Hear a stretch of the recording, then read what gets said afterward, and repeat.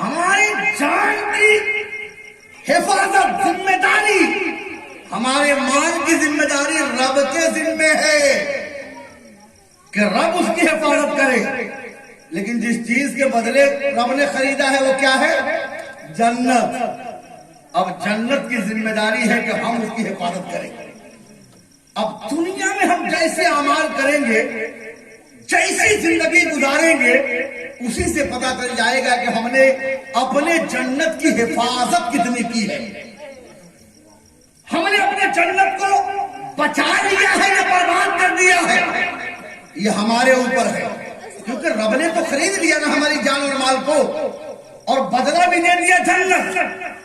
اب ہمارے اوپر ہے کہ جس چیز کو ہم بیچے وہ مال جب واپس آیا تو ہم چاہے تو اسے چھوڑ دیں ایسے ہی کہ چور اچکے بدماش لے کے چلے گئے، اور چاہے تو ہم تجوری میں بند کر دیں.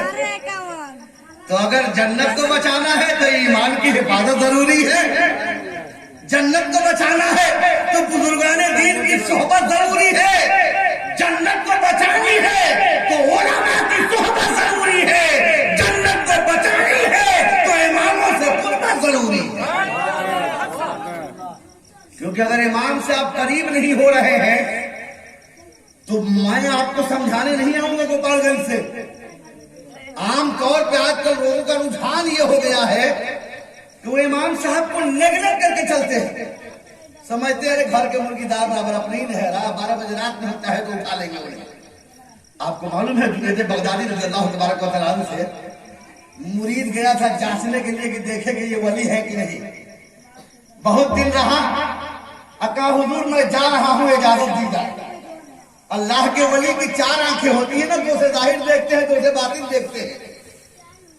آپ نے اس کے اندر کے چھپے ہوئے بھید کو جان لیا اور کہا کہ تم آئے کس لیے تھے کہ جا رہے ہو؟ کہا حضور کسی کام سے آیا تھا، اب میں جا رہا ہوں. کہا بتاؤ تو صحیح کیا کام تھا؟ وہ انکار کرتا رہا. جنید بغدادی نے کہا کہ تم بتاؤ گے یا میں بتا دوں کس کام کے لیے آئے تھے؟ وہ حیران کہ حضور آپ بتائیں گے. کہا کہ ہاں مجھ سے سنو. کہا حضور بتا دیا جائے. کہا تم اس لیے آئے تھے کہ تم دیکھنا چاہتے تھے کہ میں ولی ہوں یا نہیں، مجھ سے کرامت ظاہر ہو رہی ہے یا نہیں. کہا حضور آپ نے صحیح پکڑا ہے، میں اسی کے لیے آیا تھا کہ میں دیکھنا چاہتا تھا کہ آپ کے پاس کرامت ہے یا نہیں، آپ ولی ہے یا نہیں. کہا کیا دیکھا؟ کہا حضور ایک تو کرامت نہیں دیکھے اتنا دن میں، ہم اسی لیے تو واپس جا رہے ہیں کہ میں سمجھتا تھا کہ آپ اللہ کے بہت بڑے ولی ہیں، لیکن اتنے دنوں میں ایک بھی کرامت نہیں دیکھی ہے، اسی لیے واپس جا رہا ہوں. جنید بغدادی نے کیا ہی پیارا جواب دیا تھا. آپ نے کہا تھا کہ مجھے ایک وقت کی نماز قضا کرتے کبھی تم نے دیکھی ہے؟ کہا کہ نہیں. کہا شریعت کے خلاف کوئی کام دیکھا ہے؟ کہا نہیں. کہا سنت نبوی کو ترک کرتے ہوئے کوئی کام دیکھا ہے؟ کہا نہیں. کہا تو پھر ہواؤں میں چلنا، دریاؤں میں تیرنا یہ ولایت کا کام نہیں ہے. یہ تو لوگوں کو تنبیہ کے لیے، نشانی کے لیے دکھائی جاتی ہے. اصل ولی وہ ہے جو شریعت کی صحیح طور پر پاسداری کر سکے اور شریعت کے حکام کی بجاوری کر سکے. سبحان اللہ سبحان اللہ. کہا جب شریعت کے خلاف ہی کوئی کام نہیں دیکھے تو پھر ولایت تم پانی پر چلنے کو تلاش رہے ہو یا یہ کہ ہوا میں اڑ کر کوئی ولایت دکھائے؟ تب سمجھ میں آئے اسلام کو تو، اسلام کی حقانیت کو تو انبیاء کرام سے لے کر صحابہ کرام اور اولیاء کرام نے سب نے ثابت کیا ہے. کس طور پر کہ آپ نے دکھا دیا. امام ابو یوسف عیسائی آئے تھے کہ آپ کا مذہب جو ہے اسلام جو ہے وہ حق ہے کہ ہمارا مذہب حق ہے، ہم ثابت کریں گے، آپ آئیے مناظرہ کریں گے. دریائے دجلہ کے کنارے آئے تھے وہ لوگ، بڑی بڑی کتابیں لے کر پادری، بڑے بڑے عالم عیسائیوں کے آئے، اور آنے کے بعد وہ کتابیں رکھ دیے اور انتظار کرنے لگے کہ وقت متعینہ پر، وقت مقررہ پر امام ابو یوسف آئے امام اعظم کے شاگرد رشید امام ابو یوسف انتظار کرتے کرتے لوگ یہ سمجھنے لگے شاید نہیں آ پائیں گے. وہ لوگ چیمے گویا کرنے لگے کہ اتنے عالموں کو اتنی بڑی بڑی کتابوں کو دیکھ کے ڈر گئے, وہ نہیں آ رہے ہیں. لیکن جب جو ہی وقت ہوا آپ فوراً ایک جانب سے نمودار ہوئے. دیکھا کیا کہ کندھے پر مسلح ہے, ہاتھ میں تسبیح ہے, سر پر امامہ ہے, کوئی کتاب نہیں ہے, کوئی دستاویز نہیں ہے, کوئی ثبوت کے لیے چیز موجود نہیں ہے. جب قریب آئے تو پوچھا ان لوگوں نے یہ بتائیے کہ آپ تو کوئی کتاب لے کر نہیں آئے, کوئی ثبوت لے کر نہیں آئے, ہم سے مناظرہ کیسے کیجیے گا؟ کہا اسلام کی حقانیت کو سمجھنا ہے تو صرف جہاں میں بیٹھوں مناظرے کے لیے تم بھی بیٹھ جاؤ. کہا ٹھیک ہے بیٹھیے. آپ نے اپنے کندھے سے مسلح کو اٹھایا, دریائے دجلہ میں پھینک دیا, پیر رکھا, دریائے دجلہ میں مسلح کے اوپر بیٹھ گئے اور کہا کہ اگر کسی کو مناظرہ کرنا ہے تو یہی دریا کے اندر ہے اور مجھ سے مناظرہ کر کے اپنے مذہب کی سچائی کو ثابت کر. نعرہ تکبیر، نعرہ رسالت، مسلک اعلی حضرت خطیب ہندوستان علامہ سعید اللہ قادری صاحب قبلہ، نعرہ تکبیر. سب دریائے دجلہ کے مسلح پر دیکھا امام یوسف کو. بڑے بڑے پادریوں نے اپنی کتابیں پھینک دی اور کہا کہ حضور ہمارے میں کسی کی طاقت نہیں ہے کہ جو آپ سے پانی پر آ کے مناظرہ کرے. جب اللہ نے آپ کو اتنی طاقت دی ہے تو آپ کے نبی کو کتنا طاقت دیا ہوگا؟ آپ کے نبی کیسے باکمال ہوں گے؟ آپ کے نبی کیسے سچے ہوں گے؟ اے امام ابو یوسف آپ ہاتھ بڑھائیں گے, ہمیں کلمہ پڑھا کے اسلام میں داخل کروانا.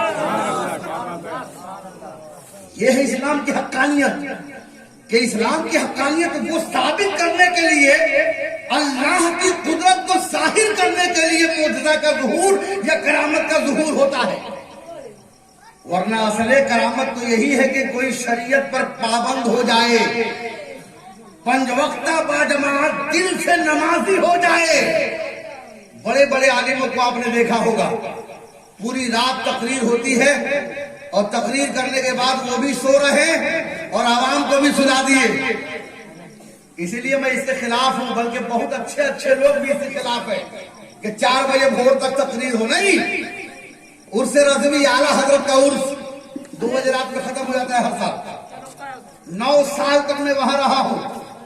2 بجے رات میں وہ پروگرام جہاں کروڑوں کا مجمع ہوتا ہے, یہاں کے جلسوں کا 100 بلکہ ہزاروں جلسے ہو جائے, اتنے لوگ ہوتے ہیں وہاں. بڑے بڑے مقرر جس کو آپ بلاتے ہیں ان کو 10 منٹ ٹائم ملتا ہے وہاں پر. اب وہ پروگرام اتنا بڑا ہونے کے باوجود 2 بجے ختم ہو جائے اور اب آپ کو ہم لبھاتے رہے, چلاتے رہے, آپ کو اچھی اچھی میٹھی میٹھی باتیں سناتے رہے اور اس کے بعد پھر فجر کی نماز سو رہی ہے. بتائیے اتنا پروگرام کرنے کا مقصد کیا ہوگا؟ ہمارے اعمال میں جہاں زیادتی ہونی چاہیے وہاں اور گھٹ گیا. اس لیے پروگرام کم ہو لیکن عمل زیادہ ہو. کوشش کریں کہ ہم نمازیں نہ چھوڑ پائیں, کوشش کریں کہ ہم مسجدوں کو نہ چھوڑ پائیں. مسجد میں اگر ہر وقت ٹائم نہیں ملتا ہے, ایک وقت ملتا ہے تو ضرور جائیے, ایک ہی وقت جائیے. جب ایک وقت جائیے گا ہو سکتا ہے کسی نمازی کے جسم کی ہوا آپ کو ٹچ کر جائے اور آپ کو بھی نمازی بنا دے. اور اس کے بعد لوگ کہتے ہیں کہ امام صاحب ایسے ہیں ویسے ہیں. کم سے کم امام کو یہ توفیق تو ہے کہ وہ 5 وقتہ نماز باجماعت ادا کرتا ہے. امام جنید بغدادی نے ہمیں بتا دیا, آج کے دور میں اگر کوئی دل سے پکا نمازی ہے یہ سمجھ لیجئے کہ وہی آج کے دور کا اللہ کا ولی ہے. جہاں 100 آدمی ہوتے ہیں بلکہ 40 آدمی کے تعلق سے آیا ہے کہ جہاں 40 ہوتے ہیں علماء, مومن کے تعلق سے جملہ ہے, ان میں ایک اللہ کا ولی ہوتا ہے اور اس کو خود نہیں معلوم کہ میں اللہ کا ولی ہوں. اسی لیے بہت سے لوگوں کے وصال کے بعد لوگوں کو پتا چلتا ہے کہ یہ بہت بڑے اللہ کے ولی ہیں, نیک بندے ہیں. اسے خود نہیں معلوم ہے کہ میں ولی ہوں, لیکن ولایت ہوتی ہے اس کے اندر, اللہ مقام عطا کر دیتا ہے. وجہ ہوتی ہے نماز کی پابندی, وجہ ہوتی ہے شریعت کی پابندی, وجہ یہ امام صاحب سوئے رہے 12 بجے رات میں. لوگ بڑے اعتراض کرتے ہیں تو امام صاحب دن بھر سوئے رہتے ہیں, ان کا کام ہے کیا ہے؟ اور جو 12 بجے رات میں لوگ آ کے دروازہ پیٹتے ہیں کہ مولانا صاحب فلاں کو جنات پکڑ لیا ہے, ذرا چلیے, فلاں کے پیٹ میں درد ہو گیا ہے, ذرا پھونک دیجیے پانی. وہ امام صاحب کی نیند خراب ہوتی ہے, لوگوں کو دکھائی نہیں دیتا ہے. آج علماء کا بھی حال یہ ہے کہ وہ امام صاحب کو نیگلیکٹ کر کے چل رہے ہیں, امام کی وقت کو نہیں سمجھتے ہیں, یہ جانتے نہیں ہے کہ امام کا مقام کیا ہے. سب سے پہلے امام سرکار دو جہاں صلی اللہ علیہ وسلم ہے. آپ نے خود امامت فرما کے, آپ نے خود لوگوں کی نماز پڑھا کے امام کی اہمیت بڑھا دی کہ دیکھو جو اللہ کا حبیب ہے وہ بھی امام بنا ہوا ہے. اس کے بعد امت کے سب سے بہتر نبیوں کے بعد سب سے اعلیٰ سیدنا ابوبکر صدیق خلیفہ بنے, اور خلیفہ کے ساتھ وہ بھی امام تھے. سب کے سب جتنے مجتہد ہوئے ہیں اکثر امام ہوئے ہیں. اور کون سی امامت؟ امامت صغرا. کبرا کی بات تو الگ ہے کہ جو بادشاہت کی ہوتی ہے, لیکن یہ امامت صغرا ہے جسے نماز پڑھانے کی بات کہی جاتی ہے. یہ بڑے تعجب ہے کہ جس کے پیچھے ہم 5 وقتہ نماز ادا کر رہے ہیں اسی کی نکتہ چینی میں لگے رہتے ہیں کہ مولانا صاحب تقریر صحیح نہیں کیے, مولانا صاحب ایسے کر دیے, ویسے کر دیے. مولانا صاحب کنز العمال کی حدیث پاک ہے کہ یا تو متعلم بن جاؤ, یعنی طالب علم بن جاؤ, علم حاصل کرنے والا بن جاؤ, یا تو عالم بن جاؤ, یا عالموں کی صحبت میں رہنے والا بن جاؤ, یا عالموں کو برا نہ کہو. عالموں کو برا نہ کہو. سرکار فرماتے ہیں جن کے اندر یہ باتیں نہیں وہ مجھ میں سے نہیں ہے. اب بتائیے اگر ہم برا بھلا کر رہے ہیں تو ہمارا حال کیا ہوگا, کیا حال ہوگا ہمارا. اس لیے اپنے گریبان میں جھانکنے کی ضرورت ہے کہ دن بھر یہ علماء کام.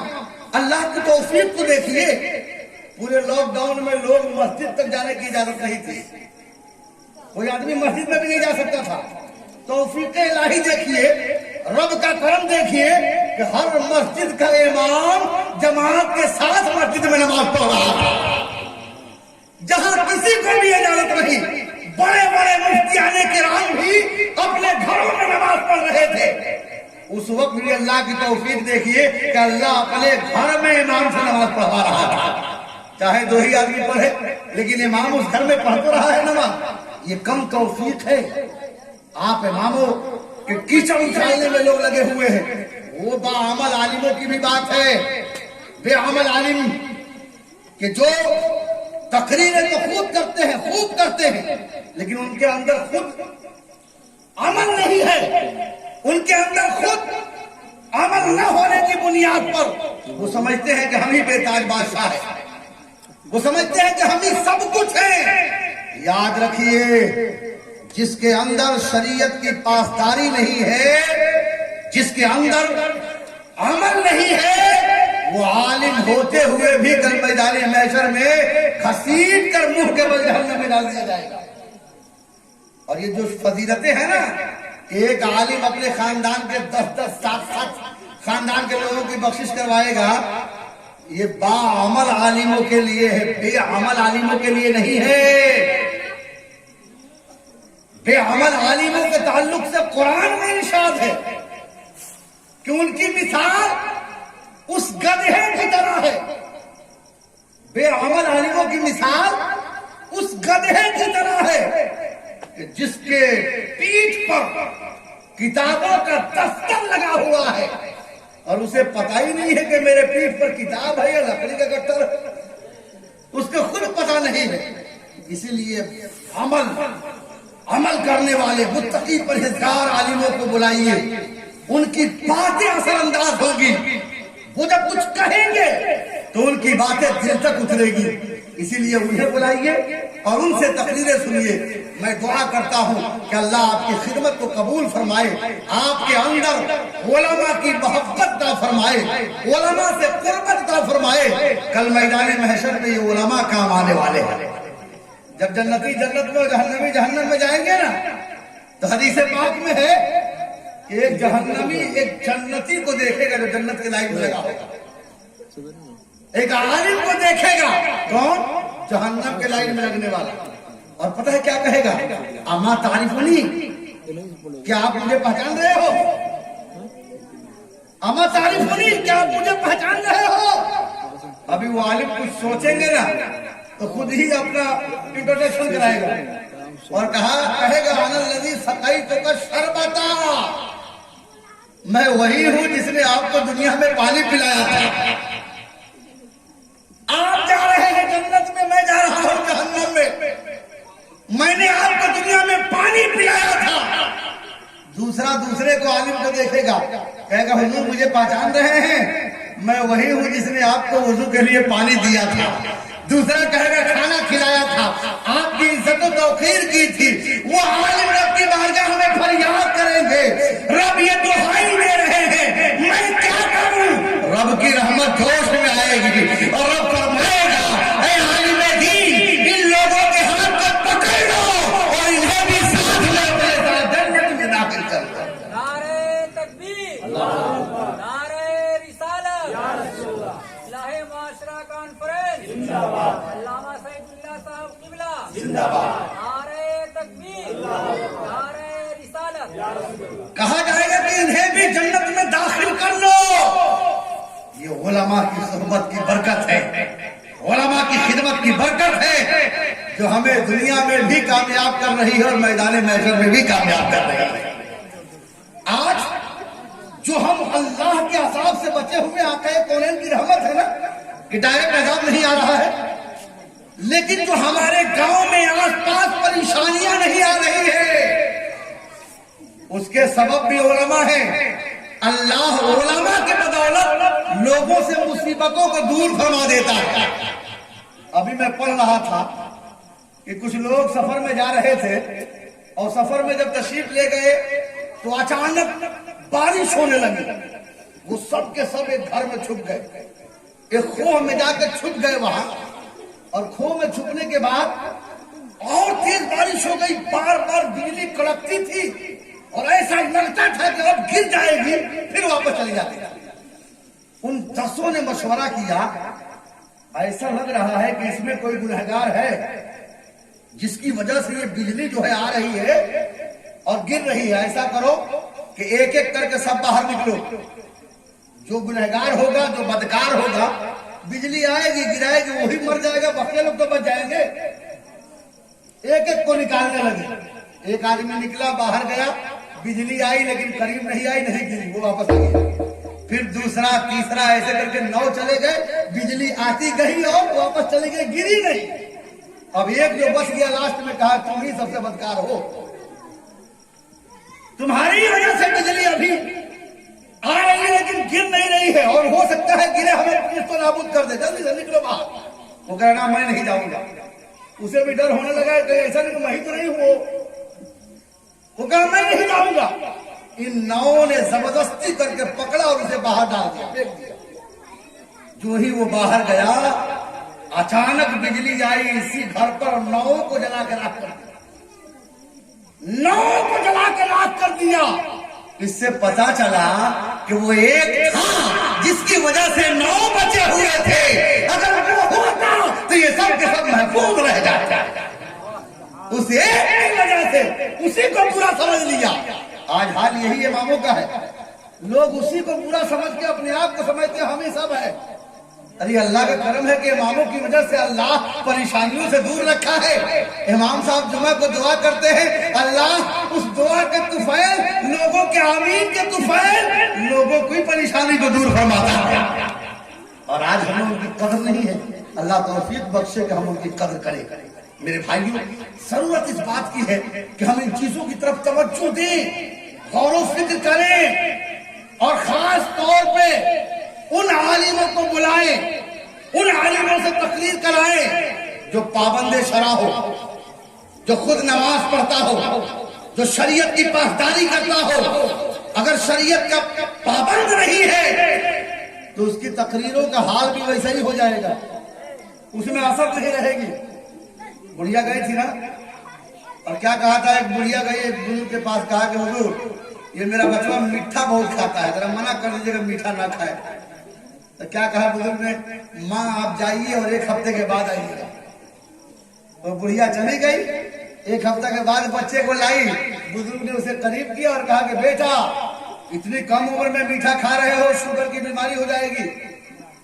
आज के बाद से मीठा कम खाना और मीठा इतना ज्यादा मत खाओ कि बीमारी हो जाए, ठीक है? तो कहा हाँ हुजूर। कहा ठीक है ले जाइए। अब वो बुढ़िया हैरान हो गई कि हुजूर जब इतनी ही बातें कहनी थी तो आप उस दिन भी तो कह सकते थे। आप मुकम्मल टाइम बर्बाद कर दिए, फिर मुझे भेजे, फिर वापस किए, आने जाने की तकलीफ अलग और 1 हफ्ता टाइम भी ले लिए। इतनी बातें कहनी थी तो उस दिन भी तो कह सकते थे। बुजुर्ग ने कहा कि माँ जिस दिन तुम आई थी ना उस दिन मीठा मैं भी बहुत खाता था। अगर मैं उस वक्त उससे ये बातें कहता तो उसके दिल में ये बातें नहीं उतरती। मैं 1 हफ्ते में मीठा खाना छोड़ दिया हूँ, तब जाके नसीहत की हूँ ताकि मेरी बातें इसके दिल तक पहुंच जाए और मेरी बातों में असर पैदा हो जाए। आज हम अपने घर वालों को कहते हैं कि नसीहत करते हैं, मौलाना साहब समझते नहीं है, और इमाम साहब को कहते हैं पता नहीं इमाम साहब क्या पढ़ाते हैं, क्या सिखाते हैं कि बच्चा आता है अब ऐसे ही बदमाशी करता है। अरे भाई 23 घंटा बच्चा आपके पास है, 1 घंटा इमाम साहब के पास आया तो खोल के पिला देंगे। इमाम का काम तरबियत देना नहीं है, तरबियत देना माँ बाप का काम है। उस तरबियत पे 4 चांद लगा देने का काम इमामों का है। उस तरबियत में निखार पैदा कर देने का काम इमामों का है। तरबियत देने का काम सबसे पहली जिम्मेदारी माँ की और उसके बाद बाप की। लेकिन आज हम इससे भूले बैठे हैं। इसलिए मेरे भाइयों जरूरी है कि हम इस पर तवज्जो दें, और तवज्जो देंगे जब हम नेकियों से करीब होंगे। आज हम कह देते हैं कि हमें वक्त नहीं मिलता मौलाना साहब नेक अमल करने का, अच्छाई करने का टाइम नहीं मिलता है। आप याद रखिए कोई बहाना नहीं चलेगा, आप खुद भी जानते हैं। जब आप कोशिश करेंगे ना तो अल्लाह रास्ता आसान फरमा देता है। आखिर बात मैं कहूंगा आपसे कि हर नेक काम में कोशिश कीजिए, कोशिश कीजिए। यहाँ तक कि हमारे यहाँ तो सरकार फरमाते हैं कि कोई रास्ते से तकलीफ देह चीज को हटा दे तो वो भी मोमिन के लिए सदका है। आसान तो ये है कि सरकार फरमाते हैं कि एक मोमिन को मुस्कुरा के देख लेना भी सदका है। इतनी आसानियां हैं तो हम कब नेकी करेंगे? हमारे पास वक्त नहीं मिलता है। एक बुजुर्ग है जिनका नाम सली सख्ती रहमतुल्लाह तबारक